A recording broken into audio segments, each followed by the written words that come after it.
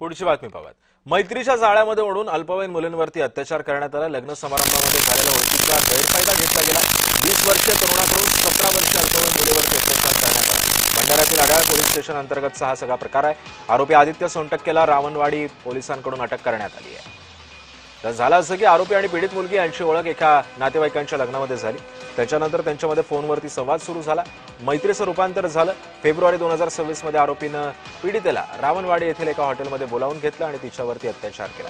मार्च महिन्यामध्ये आरोपीनं पीडितेला पुन्हा एकदा त्याच हॉटेलमध्ये नेलं आणि आधीच ओळख आणि मैत्रीचा गैरफायदा घेत त्यानं तिच्यावरती दबाव टाकला आणि बळजबरीनं अत्याचार केला।